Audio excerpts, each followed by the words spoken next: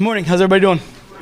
Good. All right. So, obviously excited to get out there another day of pads. Probably a little bit of a longer practice than what we had yesterday. Kind of want to get on and off the field and equipment and get everybody used to contact and all that stuff and move forward. So, a couple more team periods, a little bit more full group kind of stuff as we work to improve our technique and fundamentals in pads. And so, we'll see a lot of the same drills.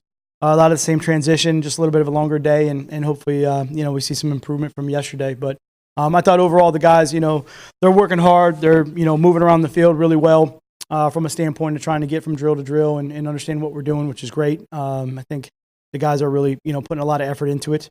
It's always a little bit different the first day when you put the equipment on. Same with the second. Today's a little bit different because you're sore. So there's different body parts that maybe weren't sore for the last week or while you were training that all of a sudden hurt. So you got to fight through a little bit of that and push forward. But trying to do the best we can to just practice in a good, hard, fundamental, safe manner. We're getting a lot of work done and continuing just, improving. We'll be, again, still working on a lot of early down situations. So in the field type of stuff, we'll mix in again like we did yesterday, the red area kind of review that's in. As we kind of install and go, once it's in, we, try to make sure that we continually hit the different areas of the field as we build our overall football knowledge and situational awareness. So just try to incorporate as much of that as possible as we, kind of go through the day. So, all right, what do we got? One of the things you guys have done early on in practice, you've rotated a lot of those guards into the first team and really kind of mixed some matchups up. Yeah. Just curious what you've liked or what you've seen from that competition early on. Yeah, great question with that. I think one of the things that's really interesting is we kind of mix and roll some of those players through there, specifically at the offensive line. And remember, as we evaluate all that, we're trying to find a fit that works for our team as we evaluate those guys that when they play together, it may not necessarily be all individually. It's kind of the fit of the five. But the more multiplicity that those guys have, so the more guys that play center play guard, guys that play guard play center, guys that play left tackle can play right tackle. And as you watch that and find out that so far, and we'll see, we got a long way to go, but if they can handle doing multiple jobs at a high level, it just gives us so much more depth, especially when you get to, those tough decisions as we're evaluating everything, whether it's the end of the training camp or even going into a game. It's always a little bit of a, the backup center, the, guard situation, the tackle situation. Do you have a swing tackle? Do you not? Do you have guys that can play center? Do you have to bring a backup center to the game? Is it a guy that can have multiple positions? So that's where versatility and flexibility help you. Because you might need extra depth at the game in another position, whether you have an injury problem or you just want to go with different packages. The offensive line really play into a lot of that. It's kind of a group where, there's five of them playing the entire game. So the possibility or the, frequency of something happening where you might have to change that lineup is real. And the guys that can come in and step up into those different positions and function at a high level, that's really important. If you get a guy in and you have to force him to play a position that he's okay, but he's not really comfortable at, that gives an advantage to the defense. So we're trying to eliminate that as we go. Sort of impression, did Zach Zenner make when he came back last year, and really the physical training program he undertook and continued this offseason, just sort of what kind of impression he's made overall? Impression as far as when he came back during the season or? Last season, yeah. And now. I think every minute I've been around Zach Zenner, you just love more and more about the guy and what he does and what he's about. Take all the stuff that he does and the work ethic he has off the field. I mean, it's amazing, his ability to continue to educate himself and grow and study and, have big picture visions and things that he wants to aspire to as not only a football player, but outside of, being a football player and his family and everything else. So the utmost respect in the world for him just as a person, his work ethic, his dedication to anything he's trying to do, transfer that into now the game of football, and it all applies. So whether it's in the season, being prepared, being ready to go for a game, and your number's called and you got to go perform at a high level and execution is at a high level and you feel like you can trust him to be out there and do the job he's supposed to do. He's 100% the guy that is going to be prepared and ready to do that. And I think last year when he had the opportunity to step into those roles, I think he did a great job. I think he really kind of stepped up. This year's a new year. We're going to go through the process again, but I'd say from the second the season was over and we, transformed into the off season for those guys, he's right back at it. I mean, he's grinding away, working at all avenues of, his own physical ability and also, both mentally as much as he could do with football, given the rules, but also just outside, his life outside of football. So a lot of respect for him. Mike Daniels, obviously last year he was injured. How confident are you, and why are you guys so confident that last year was an aberration, that it was about injury, and that he's able to bounce back, from a foot injury? Sure. Well, I think with players that have, injuries in the past, you're always looking at the type of injury. What is it? What are the percentage rates of, return to play? And a lot of it has to do with the individual player. Everybody's bodies are different. Everybody heals differently. Everybody handles injuries differently. But for us, it's really just, taking a look at what the player does on the field, what he does well, if it fits maybe what we think we want from a skill set, and obviously fits the direction that we want to go for the team.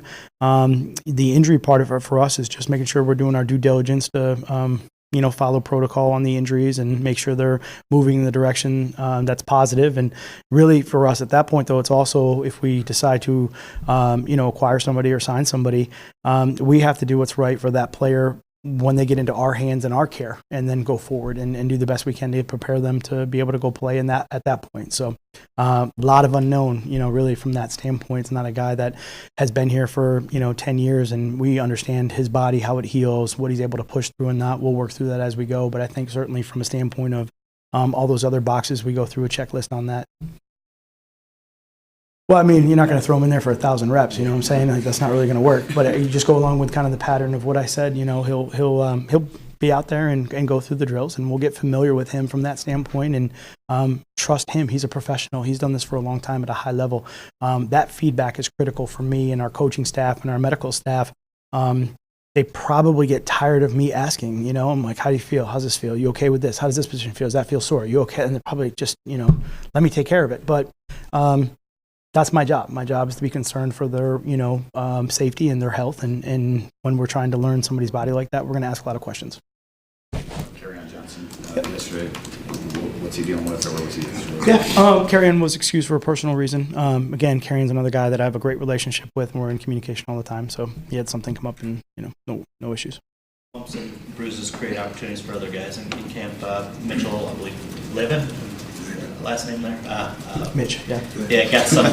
There you go. Got some extra work yesterday, and seemed to really take to the padded practice. You guys picked him up really late last year. What did you like then, and what do you like now about what he's bringing?